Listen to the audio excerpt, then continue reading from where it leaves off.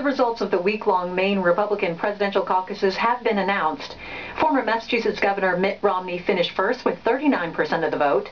In second, Texas Congressman Ron Paul with 36%. Just remember, the revolution is only beginning. We have a ways to go. I do want to recognize the staff, all of you, all the volunteers, and all the work's been done. It's been fantastic. Thank you very much. It encourages me because it's an important issue. Thank you.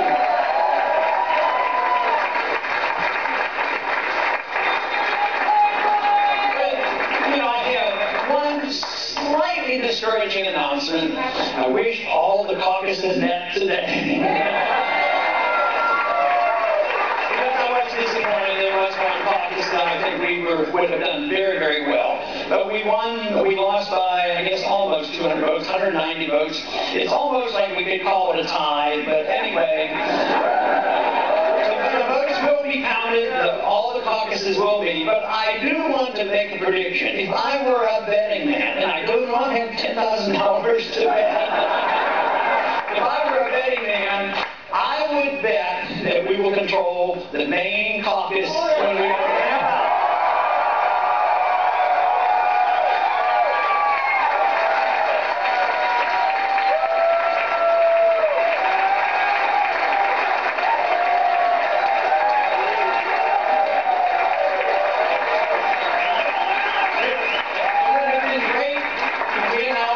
straw vote, but it'll even be greater to win the delegate vote.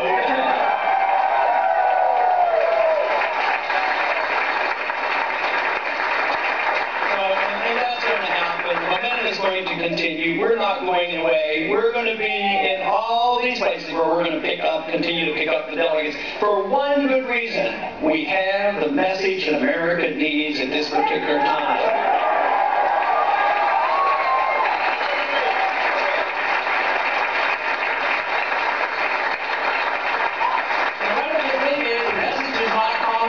Everybody understands it, and the message is liberty. That is the message. That means we want our freedom. We want each and every individual to have their freedom, not because they belong to a group, not because they belong to one state or another. It's because we are individuals, that we are born with our freedom, and we have a natural right to our liberties. It's a God-given right, and it follows that if you have a right to your life, you have a right to your liberty, run your life as you choose in both the social and economic means. And if that is the case, the goal that we have is for all of us to be able to keep the fruits of our labor.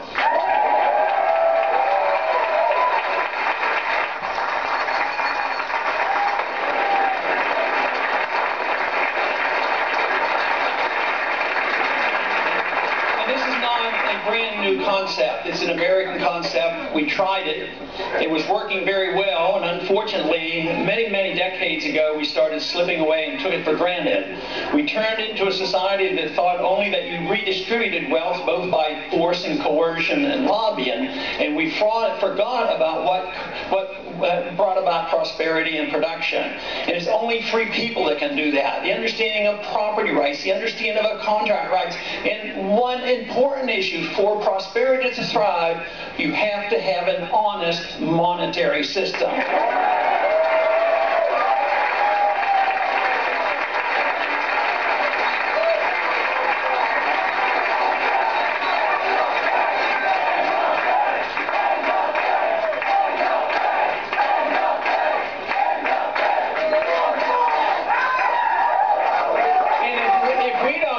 They'll do it to themselves because it's non-viable. They cannot persist because the funny money system, the fiat system, the paper money system makes no sense whatsoever and is coming to an end.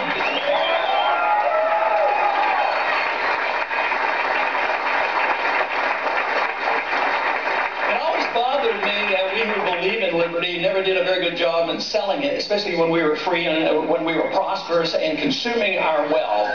But we shouldn't ever lose this, because it is now that we have to grab the moral high ground. For too long, those who wanted to take your wealth and give it to somebody else, or get involved in your social life and tell you how to live, and also to get involved in other countries that we shouldn't be involved. That's coming to an end. The country is bankrupt, and the most important thing the American people do right now is admit the truth. We cannot deny the truth, and the truth is that we can't continue this way. We have to either go in a desperately wrong direction, as we have been, or we have to stop the nonsense, look to our traditions, and not go backwards and act as we did 200 years ago, but pick up on that, because freedom was never perfect. Freedom has been developed over many, many centuries. It's sad to me when I see some of the fundamentals that have been recognized at the time of the Magna Carta in 1512, 1215, that all of a sudden we're in this country now undermining some of those basic principles.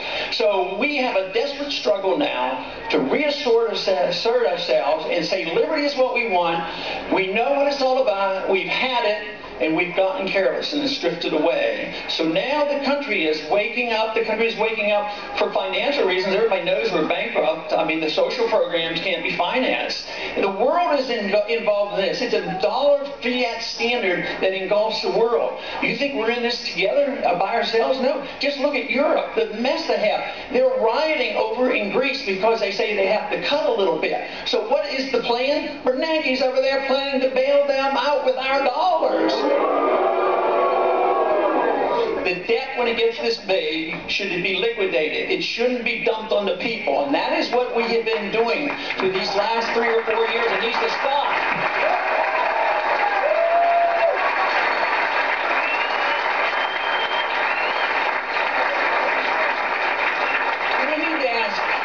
Really a very basic question. What should the role of government be? That's the question the founders of this country and those who led the revolution asked. What should the role of government? And they didn't like the role the king had. The fortunate part about our revolution was one of the very, very rare times that a revolution, an overthrow of a government, actually delivered more freedom to the people than they had before the revolution. Look at the revolutions going on around the world today that we're very much involved in. Unfortunately, they're ending up even with less. As bad as their governments were, just think of what's happening today. So we had more liberty, not less liberty, and we need to build on that and understand how important it is. But the role of government should be no more complicated than guaranteeing the right to your life and the right to your liberty. What does that mean? It means the government should be out of the economy. Oh, they say there's no regulations. Yes, you have the regulations of property rights. You have the regulations of market, the regulations of contracts, the regulations of sound money, the regulations of bankruptcy, the regulations of don't bail out anybody, that comes to the government for bailouts. Those are regulations that are truly free market oriented. But it also means that the government ought to be out of our social lives and the way we run our lives. For too long, we've taken liberty and chopped it into 2 pieces. Oh, social liberty and personal liberty and religious liberty. Some people defend that, and others have economic liberty. It's one and the same because it's individual liberty, and we have a right to our life and a right to our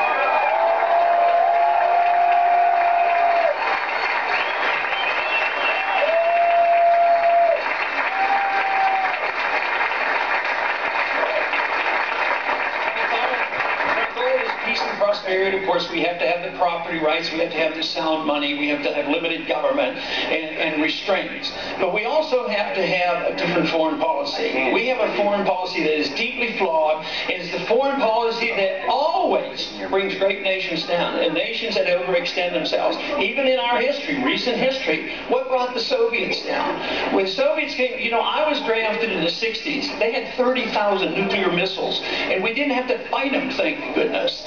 But they collapsed because of their deeply flawed economic policy and their foreign policy of overextending themselves. And we're doing the very same thing. People would like us to think so often in debates, they say, tonight we're going to talk about foreign policy. The other night we're going to be talking about economic policy. How can you talk about economic policy without dealing with all the spending overseas? That is why we need our troops to come home.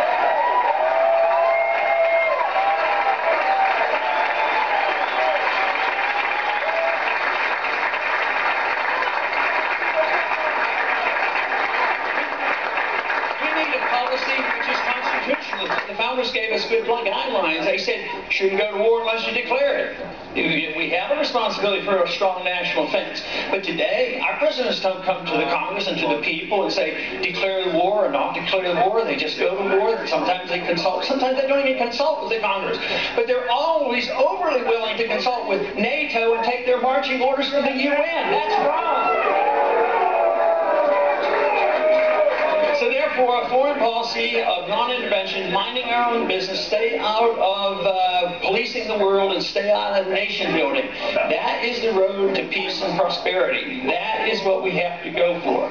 Under the circumstances that we live today, where we allow our government to grow so big, governments cannot grow unless they undermine personal liberty. Every time government writes another rule or regulations, no matter how it comes about, it undermines our personal liberty. But it does it in an even more sinister way, because when people get frightened either about foreign policy issues or they get frightened about economic issues, they think, I'm frightened, the government is supposed to take care of me. And I'm entitled to it, so I have a right to this. And they're so willing to give up their freedoms. And we were warned so clearly that you can't be safer by giving up your liberties. We never should have to give up our liberties in order to pretend that we might be a little safer.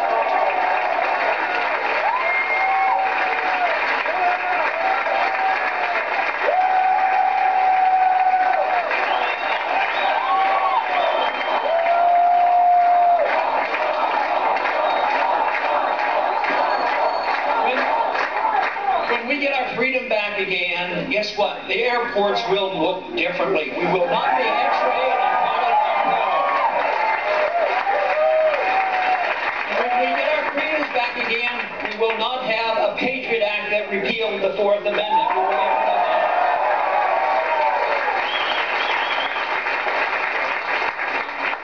And if we have our freedoms back, we will not have a president that assumes the right to assassinate American citizens. That is wrong.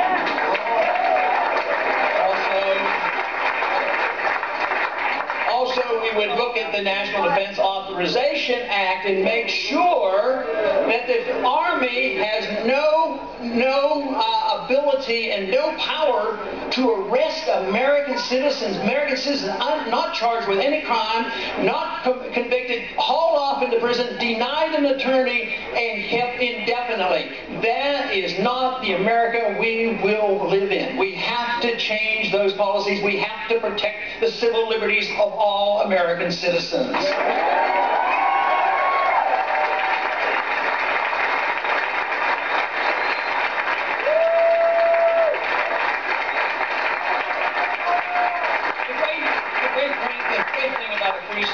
It gives us the prosperity. There's no reason why we can't sell this, rather than let the other side have the moral high ground. You care about people, you want freedom, because there will be more prosperity and more freedom for everyone. But we have to realize that if we don't do this, it's going to get a lot worse. And that's what our big concerns are. Freedom brings people together. And this is the reason our crowds so often are so diverse. People come together not because we agree on how we want to use our freedom, but we agree that we want our freedom to use it as we choose.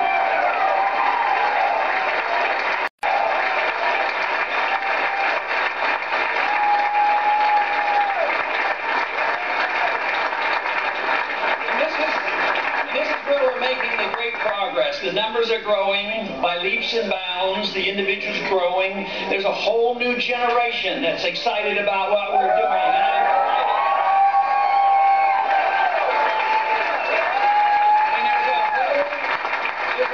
Generation that has been rather silent, that remnant who knew and used to know about it, but they got disgusted because they could see that no matter who was elected, we ended up with the same program. So the remnant is coming together with this younger generation, and guess what? There's a secret weapon out there. If we can only keep the government off our midst, and that is keep the government off the midst of the internet, that's how the message of liberty can be spread.